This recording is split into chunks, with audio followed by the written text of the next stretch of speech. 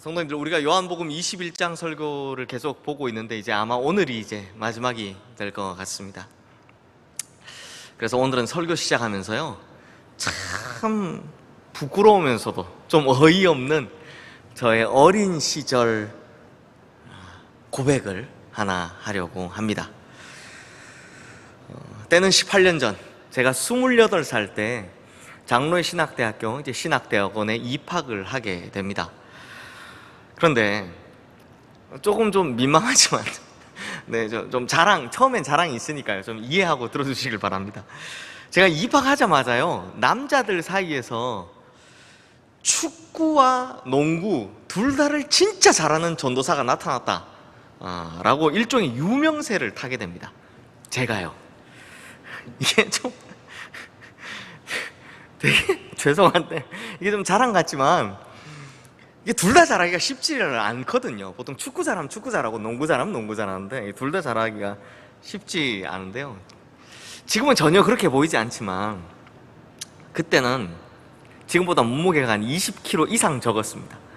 배에 왕자 막 있고 이런 때였습니다. 그냥 제자리에서 점프하면 농구 골대를 잡았으니까요. 그러니까 엄청났죠. 그런데 학교 가보니까요, 다들 농구는 그냥 취미로 하고요, 축구는 학교 내 장신 리그라는 리그도 있고 또 전국 대회도 있고 그렇더라고요. 그래서 이 축구에 이제 몰두하기 시작합니다. 그렇게 제가 한참 축구를 하면서 이게 승승장구하던 중에 저와 함께 공격 파트너를 이루던 이제 반대편에 있는 친구가 하나 있었습니다. 나이도 똑같고 진짜 친했던 친구인데요, 이 친구가 지금은 부산에 있는 모 교회에 다음 차기 담임 목사로 선택이 돼서 현재 담임 목사님께서 이제 은퇴를 1년 앞두고 계신데, 이제 1년도 아니고 그냥 한 6개월 앞두고 계신데, 그 은퇴하기 전까지 담임 목사로서 훈련을 받는 이 동사 목사로 지금 가 있는 친구가 있습니다. 근데 이 친구하고 함께 축구를 하는데 제가 이제 수비수를 따돌리고 잘 만들어서 패스를 주면 이 친구가 정말 곧잘 골을 잘 넣는 겁니다. 그래서 첫 대회 나가서 우승하고 그 다음 전국 대회 나가서 또 우승을 하고 전국 대회에서까지 우승을 하게 됐습니다. 그런데 이 친구가요, 어릴 때부터 축구 선수를 해서 그런지 제가 봐도 정말 너무너무 잘하는 겁니다. 그러다 보니 어느 순간부터 모든 유명세가 다 이 친구에게 가기 시작하는 겁니다. 이 친구가 다 막 너무 잘하니까요. 그리고 제가 봐도 야, 이 친구가 참 성품 좋죠. 공부도 잘하죠. 이 친구는 스카이에 있는 대학을 나왔으니까요. 그 다음에 운동도 잘하죠. 축구 잘하죠. 너무 잘하는 겁니다. 그래서 제가 어떤 마음이 드느냐, 야, 이 친구한테 패스를 해주면 100% 골 찬스인데도 그냥 제가 슈팅을 하고 싶은 겁니다. 너무 친한 친구이고 지금도 세상에 둘도 없는 친구인데, 그때는요, 어느 순간 이상하게 이 경쟁심이 막 생기기 시작하더라는 겁니다. 근데 이 친구가 저랑 워낙 친하다 보니까 이런 제 마음을 좀 읽었던 것 같아요. 그래서 이 장신대 가보면 산책하기가 참 좋거든요. 밤에 이렇게 산책을 많이들 합니다. 보통 이제 연인들이 산책을 많이 하는데 전 이 친구랑, 그러니까 남자랑, 그래서 장가를 늦게 갔나 봐요. 남자랑 둘이서 밤에 산책을 나가기 시작해서 하는데 이 친구가 저한테 이런 말을 하는 겁니다. 형이라, 너는 축구도 잘하고 농구도 잘하잖아. 난 축구는 좀 해도 농구는 하나도 못해. 그야말로 젬병이야. 그래서 나는 오히려 네가 부럽다. 나도 너처럼 축구도 농구도 다 잘하고 싶어. 아마 이 친구가 제 마음을 알고 이렇게 위로를 해줬던 것 같아요. 이 이야기를 듣는데요, 제가 한 방 맞은 것 같더라고요. 정말 이 친구한테 미안하고 또 부끄러워서 얼굴을 들 수가 없었습니다. 왜냐하니 비교할 대상이 아닌데 비교를 하고 있었으니까요. 그리고 나서 토마스 아 캠피스라고 정말 아주 유명한 영성 깊은 수도사분이 있는데요, 이분이 쓴 책을 읽는데 이런 글이 있는 거예요. 자기 일에 태만하고 있는 사람이 대개 남의 일에 흥미를 느낀다. 이제 뭐라고요? 자기 일에 태만하고 있는 사람, 열심히 아닌 사람이 대부분 보면 남의 일에 그렇게 흥미를 느낀다라는 거죠. 이거 읽는데 얼마나 찔리던지요. 자기에게 맡겨진 걸 집중하지 못하는 사람, 이런 사람들이 다른 사람한테 신경 쓴다는 겁니다. 실제로 그렇지 않습니까? 성도님들, 제가 신대원 왜 갔습니까? 그렇게 공부해서 신대원 왜 갔습니까? 축구 선수하러 갔습니까? 목사하러 갔습니까? 축구 선수하러 갔습니까? 목사하러 갔습니까? 아니, 제가 축구 선수 하겠다고 신대원 들어간 것도 아니고요, 목회자 되겠다고 신대원 들어갔는데 또 축구로, 거기다가 이게 상대 팀도 아니라 같은 팀 친구한테 열등감이나 느끼고 있었다니. 그러니 정말 쓸데없는 고민을 하고 있었던 거죠. 이게 얼마나 어처구니 없는 일입니까?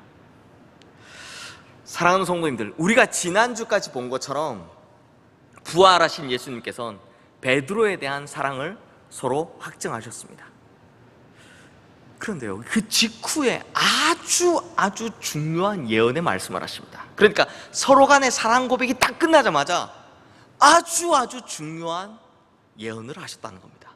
그게 뭐냐? 바로 오늘 본문 18절 말씀인데요, 내가 젊어서는 스스로 띠띠고 원하는 곳으로 다녔지만 늙어서는 내 팔을 벌리리니 남이 내게 띠띠우고 원하지 아니하는 곳으로 데려가리라.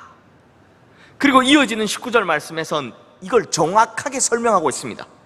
이 말씀을 하시면 베드로가 어떠한 죽음으로 하나님께 영광을 돌릴 것을 가리키심이러라. 우리가 지난번에 쿠오바디스 도민의 사건에서 보았던 것처럼 앞으로 베드로가 로마에서 십자가에 거꾸로 매달려 순교하게 될 것, 이걸 이때 이미 예언하셨던 겁니다. 이런 무시무시한 예언을 하고 난 이후에 마지막으로 베드로에게 예수님께서 뭐라고 당부하시느냐? 나를 따르라 라고 하십니다. 그런데 이때는 주어가 빠지죠. 나를 따르라. 그런데 성도님들, 이렇게 무시무시한 말, 이렇게 중요한 말을 들은 베드로가요, 이때 참 진짜 이상한 행동을 합니다. 바로 뒤에요, 20절 말씀 보시면 베드로가 돌이켜 예수께서 사랑하시는 그 제자가 따르는 것을 보니 라고 하죠. 여기서 예수께서 사랑하시는 그 제자가 누굽니까? 우리 성도님들 이제는 뭐 다 아시겠죠? 바로 사도 요한입니다. 그러니까 베드로가 지금 자기 뒤에 요한이 따라오는 것을 알고는 쓱 돌아봤다라는 겁니다. 그리고 뭐라고 이야기했냐? 주님, 이 사람은 어떻게 되겠사옵나이까? 라고 물어보는 거죠. 아니, 지금 자기 앞에 계신 예수님이 앞에 계신데 이 예수님께서 앞으로 순교할 것이다 라는 이런 무시무시한 말씀을 하셨으면, 예, 알겠습니다, 주님 따르겠습니다, 뭐라고 하든지, 아니면 주님 두렵습니다, 무슨 그렇게 무서운 말씀을 제게 하십니까, 뭐 이렇게 대답이라도 해야 되는데, 이 순교하겠다는 중요한 말을 듣고 어떻게 합니까? 뒤에 있는 요한을 쓱 쳐다보는 겁니다. 그리고 뭐라고 한다고요? 주님, 얘는 어떻게 되나요? 이렇게 묻고 있더라는 겁니다. 이게 이상하지 않습니까? 왜 이렇게 이상한 짓을 했냐? 성도님들, 이 순간 베드로의 마음에요, 그 마음속에요, 참으로 쓸데없는, 앞서 제가 했던 것 같은 그런 쓸데없는 비교의식이 일어났던 것 같습니다. 이런 거죠. 아니, 저는 죽는다고 하면서 그럼 요한은 어떻게 되는 겁니까? 저한테는 순교하러 가시면서 뭐 요한은 뭐 편안하게 살게 해주시는 거 아닙니까? 이런 비교의식이 올라오는 겁니다. 또한 이 사람이 어떻게 되겠사옵나이까? 라는 이 질문에는요, 일종의 항변도 들어있죠. 아니, 왜 저한테만 주님을 따르라고 하십니까? 아니, 요한에게는 왜 순교하라고 말씀하지 않으십니까? 순교하라고 하세요, 얘한테도. 이러한 비교의식에서 비롯된 불평이 올라오기 시작한 겁니다. 이때 예수님께서요, 부활하신 이후에 처음으로 베드로에게 책망조로 말씀하십니다. 부활하신 이후에는요, 이전 일들에 대해서 심지어 3번이나 부인하고 마지막에 저주했던 그 일에도 한 번도 책망하신 적이 없는데, 그 예수님께서 처음으로 베드로에게 책망을 하시는 겁니다. 뭐라고 하십니까? 내가 올 때까지 그를 머물게 할지라도 네가 무슨 상관이냐? 내게 무슨 상관이냐? 그리고 이번에는 주어를요, 확실하게 콕 찍어서 말씀하시죠. 너는 나를 따르라. 성도님들, 이 말씀은 예수님께서 요한에게 뭘 어떻게 하시든지, 요한을 어떤 모습으로 쓰시든지, 요한에게 뭘 맡기시든지 간에 그것이 베드로와는 아무런 상관이 없다라고 말씀하신 겁니다. 너 나만 따르라라는 겁니다. 다시 말해서 베드로가 예수님을 따라야 하는 것은 상대적인 것이 아니라 절대적인 것이다라는 겁니다. 상대적인 것이 아니라 절대적인 것. 그렇다면 성도님들, 이 비교하는 마음, 우리 성도님들도 뭐 자녀 키우실 때 많이 해보셨죠? 옆집 애는 저런데 우리 애는 왜 이래? 이런 생각 해보셨죠? 이 비교하는 마음이 왜 자꾸 듭니까? 왜 자꾸 들까요? 비교하는 마음이 왜 자꾸 드냐? 저도 가만히 생각해 보니까요, 주변을 너무 의식하기 때문입니다. 다른 사람을 너무 의식하기 때문입니다. 지금 베드로도요, 자기 앞에 계신 예수님만 바라봐야 하는데, 자기 앞에 계신 예수님만 보고 있어야 하는데, 자꾸 뒤에 있는 이 요한이 궁금한 겁니다. 그러니 뒤에 있는, 옆에 있는 다른 주변들을 쳐다보니 자꾸 비교하고 싶은 마음들이 생기더라라는 겁니다. 그런데요, 베드로의 이런 면은요, 사실 이번이 처음이 아닙니다. 예전에 베드로는 우리 성도님들 다 잘 아시겠지만 풍랑이 몰아치던 바다 위를 걸은 적이 있습니다. 그렇죠? 그때요, 잘 보십시오. 분명히 예수님만 바라봤을 때는 어떻게 됐습니까? 물 위를 걸었습니다. 그러다가 그만 풍랑에 일렁이는 파도를 보는 순간, 이거 안 보면 되는데 그 괜히 주변에 발밑에 있는 파도를 보는 순간 두려움이 일어나서 바다에 쏙 빠지게 되는 거죠. 바라보아야 할 곳이 잘못되었기 때문입니다. 예수님만 바라봐야 하는데 예수님이 아니라 지금 일렁이는 파도, 이 주변의 상황을 보았기 때문에 물에 빠진 거죠.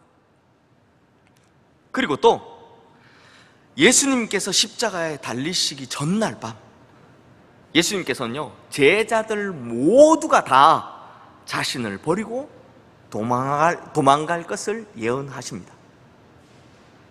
그때 이 말을 들은 베드로가 다 버릴지라도 나는 그리하지 않겠나이다 라고 대답합니다. 다 버릴지라도 나는 이라고 대답한 거죠. 잘 생각해 보시면 이거 무슨 말입니까? 야고보도 주님을 버리고, 안드레도 주님을 버리고, 마태도 주님을 버리고, 하여튼 그렇게 다 버려도 나는 버리지 않겠습니다 라는 말이죠. 즉 비교의식 가득한 대답입니다. 남들보다는 내가, 이렇게 대답을 한 겁니다. 이 대답만 봐도 베드로가요, 평소에 주변의 제자들을 얼마나 신경 쓰고 있었는지를 알 수 있는 겁니다.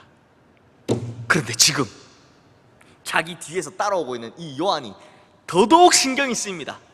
이게 왠지 아십니까? 요한이 왜 이렇게 신경 쓰이느냐? 다른 제자들도 있는데 하필 요한, 예수님께서 십자가에 달리시기 전날 밤 베드로 자신은요 3번이나 예수님을 부인하면서 마지막엔 결국 저주까지 하면서 결국엔 도망을 쳤는데, 이에 반해서 요한은 어떻게 합니까? 대제사장의 집에도 따라갑니다. 그리고 재판장에도 따라갑니다. 그리고 심지어 골고다 언덕까지 따라가서 예수님께서 십자가에 못 박히는 순간 예수님의 어머니 마리아를 모시게 됩니다. 그리고 예수님 돌아가시는 순간까지 계속 따라간 건 요한이었거든요. 그러니 베드로는 도망쳤는데 요한은 끝까지 따라갔잖아요. 그러니 베드로 입장에선 요한이 예수님으로부터 자기보다 더 좋은 평가를 받을까? 자기보다 더 많은 축복을 받을까? 자기보다 더 나은 사명을 받을까? 이런 것들이 신경 쓰이기 시작했던 겁니다. 그러니 얘는요? 라고 물어보는 거죠. 결국 바라보아야 할 곳이 예수님이 아니라 주변의 사람이나 주변의 상황들이 되면 이런 문제들이 생기기 시작하더라라는 것입니다. 사랑하는 성도님들, 저는 실제로 이런 분들을 정말 드물게 본 적이 있긴 합니다만 사실 우리나라에서는 이런 성도님들이 거의 없으시대요. 미국 교회에 가면요, 예배 시간에 반려동물을 데리고 들어오는 분들이 계시다고 합니다. 그러니까 예배 시간에 고양이나 강아지를 데리고 들어오시는 분들이 계시다고 해요. 실제로 미국의 한 교회에 어느 성도님들이 예배 시간에 강아지를 데리고 들어왔답니다. 그런데 이 강아지를 데려다 놓으면 어떤 일이 벌어지겠습니까? 막 설교하는데 짖을 수 있겠죠. 또 미국 사람들은 이게 싫으면 싫다라고 확실하게 이 항의를 하지 않습니까? 그래서 강아지 싫어하는 사람들을 다른 사람들이 막 항의를 할 수 있으니까, 컴플레인을 할 수 있으니까 이게 안 되겠다 싶었는지 안대위원들이 이분을 찾아갑니다. 그래서 그 성도님들을 찾아가서 성도님, 저희한테 잠깐 맡겨놓으세요. 저희가 잘 돌보겠습니다. 잘 맡아놓겠습니다. 라고 이야기를 합니다. 그래서 이 성도님이요, 우리 강아지 특별한 강아지니까요 좀 잘 좀 부탁드리겠습니다 하고 신신당부를 하고선 이 강아지를 맡기고 다시 예배당 안으로 혼자 들어가셨습니다. 그런데 예배 시작되고 나서 한 20분쯤 지나니까 문이 빼꼼히 열리더니, 이 미국 교회 가면요 문 안 열어놓거든요. 예배 시작되면 다 잠궈버립니다. 근데 문을 빼꼼히 이렇게 열더니 이분이 예배당 밖으로 나오시는 것이 아니겠습니까? 그래서 이 안내원들이 기다리다가 왜 그러시냐라고 물었더니 이분의 대답이 뭐냐? 강아지 생각에 불안해서 도저히 예배를 못 드리겠다라는 겁니다. 야, 강아지 생각에 예배를 못 드리겠다. 성도님들, 우리가 흔히 마음이 콩밭에 가 있다 이런 말 하지 않습니까? 예배당 와서 앉아 있는데 그 마음이 하나님이 아니라 강아지한테 가 있으니까 어떻게 예배를 드릴 수가 있겠습니까? 지금 이 예배당 안에도 몸은 이 자리에 있지만 마음은 강아지를 모시고 앉아 계신 분들 계실 겁니다. 비유법입니다. 예배를 드려도요, 말씀을 들어도, 찬송을 불러도, 기도를 해도 마음속에 있는 온갖 잡생각들, 신경 쓰이는 것들, 염려하는 것들, 주변 사람들, 이런 주변 것들 때문에 실제로는 하나님과 제대로 된 눈맞춤을 하지 못하는 분들, 그분들이 바로 마음속에 있는 강아지를 내보내지 못하는 분들 아닙니까? 지금 강아지 걱정 때문에 예배 못 드리는 분 아닙니까? 지금 이 베드로처럼 앞에 예수님이 계신데도, 멀쩡히 예수님이 서 계신데도 이 예수님이 아니라 뒤에 있는 요한 신경 쓰는 것처럼 말이죠. 그러므로 예수님을 따르는 것에 있어서는 다른 것 볼 필요가 없습니다. 다른 건 생각할 필요도 없습니다. 뭐만 생각하면 되냐? 예수님과 나만 생각하면 되는 겁니다. 예수님과 나만 생각하면 시험 들 것이 없는 거죠. 다시 한번 말씀드리지만 예수님을 따른다는 건요, 상대적인 것이 아니라 절대적인 것이기 때문입니다. 그런데 성도님들, 생각해보면 우리가 다른 이들과 굳이 그렇게 비교를 해야 될 이유가 있습니까? 한번 생각해 보십시오. 우리가요 하나님의 은혜를 적게 받았습니까? 아니면 우리가 하나님의 사랑을 부족하게 받았습니까? 예수님께서 나를 위해서 십자가에서 그렇게 흘려주신 보혈의 은혜를 여기 있는 우리 중에 못 받은 사람 누가 있습니까? 적게 받은 사람 누가 있습니까? 하나님께서 하나밖에 없는 아들, 그 독생자를 보내주신, 그걸 내어주신 그 사랑을 못 받은 사람이, 적게 받은 사람이, 부족하게 받은 사람이 여기 누가 있습니까? 아무도 없죠. 그런데도 무슨 비교가 필요합니까? 비교하는 사람은요, 아무리 가져도 영원히 그 목마름에서 헤어나오질 못합니다. 비교하는 사람은요, 축복을 받고 또 받아도 정작 그 축복을 누리질 못합니다. 그냥 다른 사람과 비교하다가 왜 나는 이렇지, 왜 나는 하면서 속 터져 사는 겁니다. 속만 뒤집히죠. 속 터져 사는 게 아니라 속 터져 죽죠. 불필요한 열등감에 계속해서 고통을 당할 뿐이더라라는 겁니다. 그러므로 성도님들, 참된 그리스도인에게는 은혜와 사랑, 그리고 축복과 사명까지 우리에게 다 주신 주님 한 분이면 충분한 겁니다. 막 비교하면서 막 불평하고 막 이럴 것이 아니라 그냥 주님 바라보고 있으면 감사하고요, 주님 주신 은혜와 사랑을 생각하면 그냥 기쁨이 있는 겁니다. 그래서 예수님께서도 베드로에게 나만 보라고 콕 찍어서 너는 나를 따르라 라고 말씀하신 겁니다. 그러므로 우리는 예수님 따라가는데 다른 어떤 순간 어떤 상황에도요, 예수님만 생각하면 되는 겁니다. 그렇게 주님만 바라보면 기쁨이 넘치게 되고 감사가 넘치게 되고 사명도 잘 따를 수 있는 그런 축복의 인생이 되는 것이죠. 사랑하는 성도님들, 우리 성도님들은 예수님만 바라보며 살고 계십니까? 아니면 마음속에 있는 강아지만 아직도 생각하고 계십니까? 예수님을 바라보는 시선이 흔들릴 때, 그래서 주변을 쳐다볼 때 원망, 불평, 근심, 낙심이라는 시험이 우리에게 다가오는 겁니다. 이럴 때 오늘 우리에게 주신 주님의 말씀을 꼭 기억하십시오. 그것이 너와 무슨 상관이냐? 너는 오로지 나를 따르라. 그러므로 우리 모든 성도님들은 오직 예수, 우리 앞에 계신 주님 한 분만 바라봄으로 그 인생에는 감사와 기쁨만 넘치게 되고 또한 맡겨주신 사명 잘 감당하시는 축복의 인생 되시기를 주님의 이름으로 축원합니다. 이제 말씀을 마무리하겠습니다. 성도님들, 이 성경만 읽으신 분들은 한번 좀 보셨을까요? 마태복음 20장 21절 말씀에 보면 야고보와 요한의 어머니가 예수님께, 반면 마가복음 10장 37절 말씀에 보면 야고보와 요한이 직접 예수님께 이렇게 부탁하는 장면이 나옵니다.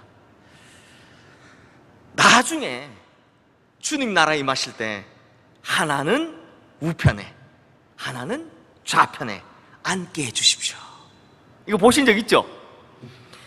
그러니까 쉽게 설명드리면요, 나중에 예수님께서 이스라엘의 왕으로 딱 등극하실 때 우리식 표현을 하면 하나는 좌의정, 하나는 우의정, 야, 이렇게 높은 자리에 좀 앉혀주십시오 라고 하는 일종의 청탁을 하는 것입니다. 이런 청탁을 받은 예수님께서 그때요, 참 이해하기 어려운 말씀을 하나 하십니다. 그럼 뭐라고 대답하시냐? 너희는 너희가 구하는 것을 알지 못하는도다. 내가 마시려는 잔을 너희가 마실 수 있느냐? 뭐 잔을 마시니만이 이런 이야기를 하신 겁니다. 아니, 지금 이 두 형제가요, 뭐 찬밥 더운밥 가리게 생겼습니까? 보아하니 이렇게 예수님 따라다니다가 어느 순간 야, 이거 한번 진짜 대박 날 것 같거든요. 그러니 이들이요, 뭐 잔이 뭔지 뭐 이런 거 생각해보지도 않고요, 그냥 뭐 사실 생각할 필요도 없었죠. 고민도 없이 자신 있게 대답합니다. 출세길이 눈앞에 있는데 자신 있죠. 할 수 있나이다. 하긴 뭐 예수님께서 왕으로 등극하시면 왕의 오른팔 왼팔이 될 수 있다는데 뭔들 마다하겠습니까? 그래서 실제로 예수님께서 말씀하신 잔이 십자가라고는 생각도 안 하고요, 상상도 못한 채로 그까이 거 뭐 거뜬히 마실 수 있습니다 라고 자신 있게 대답을 한 겁니다. 그때 예수님께서 아주 의미심장한 말씀을 하시는데 그게 바로 그 직후에 있는 마태복음 20장 23절 말씀입니다. 이르시되 너희가 과연 이 내 잔을 마시려니와 내 좌우편에 앉는 것은 내가 주는 것이 아니라 내 아버지께서 누구를 위하여 예비하셨든지 그들이 얻을 것이니라. 이 말인즉, 야, 앞으로 그래 너희가 내 잔을 마시긴 할 거야. 그러나 하나님께서 각 사람에게 예비하신 사명의 자리는 하나님만 아신다. 각각 다 다르다. 하나님께서 임명하시는 거야 라고 말씀하시는 겁니다. 자, 그럼 어떻게 됐을까요, 성도님들? 이후에요, 정말 놀라운 일이 벌어집니다. 주님의 우편에, 주님의 좌편에 한 자리씩 차지하고 앉고 싶다라고 했던 야고보와 요한, 놀랍게도 예수님의 제자들 중에 첫 번째로 순교를 당한 제자가 누구냐? 바로 야고보입니다. 전체로 보면 첫 순교자가 스데반이고요, 제자들 중에 두 번째인데 제자들 중에는 첫 번째가 바로 야고보입니다. 그리고 나머지 예수님의 제자들이 다 영광스러운 순교를 하는 동안 그토록 영광스러운 죽음을 바랬지만 끝까지 순교하지 못하고 살아남은 이가 있었으니 그가 바로 좌편에 앉겠다 우편에 앉겠다 했던 동생 요한이었습니다. 그러니 예수님의 좌우편에 앉겠다라고 했던 야고보와 요한이 이 두 제자가 처음과 끝을 장식한 거죠. 그렇다면 성도님들, 과연 요한이 순교를 당하지 않았다고 해서 다른 제자들에 비해서, 특히 베드로에 비해서 평안한 삶을 살았구나, 행복한 삶을 살았구나 이렇게 말할 수 있을까요? 오히려 요한은요, 전설에 의하면, 물론 전설입니다, 이게 네로 황제 때요, 끓는 가마에 집어 던져서 순교시키려고 끓는 가마에, 기름 끓는 가마에 집어 던졌는데 죽지 않고 살아났다라고 합니다. 그래서 안 죽으니 어떻게 했냐? 추정컨대 80세 이상이 된 나이에요. 80세 이상이 된 나이에 반모섬이라는 곳에 유배를 보냅니다. 이 반모섬에 뭐가 있냐면 큰 거대한 채석장이 있습니다. 그러니까 돌을 깨서, 이 돌을, 건축에 쓰는 돌을 날랐던 거, 로마의 그 많은 도시를 만들기 위해 돌을 깨고 나르고 다듬었던 그곳에서 유배 생활하며 고역고역을 당한 겁니다. 그러다 마지막에는 에베소에서요, 홀로, 그러니까 다른 제자들, 동료들, 예수님께 함께 있었던 그 사람들 다 죽고 혼자 남아서 이단과 처절하게 싸우는 장면을 볼 수 있습니다. 그때 쓴 책이 바로 요한복음이에요. 그러니 성도님들, 과연 누가 요한을 베드로보다 나은 인생을 살았다라고 말할 수 있겠습니까? 과연 누가 요한이 베드로보다 편하게 살겠다라고 말할 수 있겠습니까? 단지 순교하지 않았다라고 해서 요한이 베드로보다 더 나은, 더 편한, 더 좋은 사명을 받았다라고 누가 감히 말할 수 있겠습니까? 그러므로 베드로는 베드로에게 주어진 사명의 길을 걸은 것이고, 요한은 요한에게 주어진 사명의 길을 걸은 것입니다. 그래서 예수님께서도 사명은 내 아버지께서 주시는 것, 예비하시는 것, 각각 맡은 자리에 주시는 것이라고 말씀하신 겁니다. 그러니 성도님들, 하나님께서 인도하시는 각각의 인생은 뭐 할 필요 없다? 비교할 필요가 없는 인생이다라는 겁니다. 누가 요한과 베드로를 비교하겠습니까? 사랑하는 성도님들, 하나님은요, 누구보다 나를 더 사랑하시는 분도 아니시고요, 하나님은 누구보다 나를 덜 사랑하는 분도 아니십니다. 하나님은 그냥 나를 최고로 사랑하시는 분이십니다. 또 하나님께서는 누구보다 나에게 큰 사명을 맡기시는 분도 아니시고요, 하나님께서는 누구보다 나에게 작은 사명을 맡기시는 분도 아니십니다. 하나님께서는 그냥 나에게 가장 필요하고 가장 알맞은 사명을 주시는 분이시다라는 겁니다. 그래서 이렇게 말씀하시는 겁니다. 그것이 너와 무슨 상관이 있느냐? 너는 오직 나를 따르라. 그러므로 성도님들, 예수님 한 분이면 충분합니다. 그분만 바라보면 됩니다. 그분이 우리의 전부이십니다. 그러므로 성도님들, 너는 나를 따르라. 이 말씀을 마음에 새기셔서 세상과 사단 마귀가 주는 비교의 시험들을 잘 이겨내시고, 또한 주님께서 맡기신 사명, 자신만의 사명을 잘 감당하시기를 주님의 이름으로 축원합니다. 그러면 주님께서는 우리에게 변함없는 완전한 사랑과 변함없는 최고의 은혜를 베풀어 주셔서 항상 기쁨과 감사가 넘치는 우리의 인생으로 만들어 주실 줄 믿습니다. 기도하겠습니다. 하나님 아버지, 세상은 우리에게 주님이 아니라 주변을 보라라고 합니다. 마귀는 우리에게 주님이 아니라 다른 사람과 비교해 보라라고 합니다. 그러다 보니 우리는 마치 물 위를 걷다가 풍랑을 보고 두려워서 물에 빠져버린 베드로처럼 늘 이 주변의 비교의 시험 구덩이에 빠질 때가 많았습니다. 하지만 주님, 오늘 우리에게 주신 말씀, 그것이 너와 무슨 상관이 있느냐? 너는 오로지 나만 따르라 라는 이 말씀을 이제 우리의 마음에 새깁니다. 주변이 뭐가 어떻든 상황이 뭐가 어떻든, 다른 사람이 뭐가 어떻든 나를 최고로 사랑하시고 나에게 최고의 은혜를 베푸시는 주님만 바라보며 늘 감사와 기쁨의 인생, 사명 잘 감당하는 축복의 인생 되게 하여 주시옵소서. 우리의 시선을 잘 박힌 못처럼 고정시켜 주시어 오로지 내 앞에 계신 주님만 바라보게 하여 주시옵소서. 우리 주 예수 그리스도의 이름으로 기도드리옵나이다. 아멘.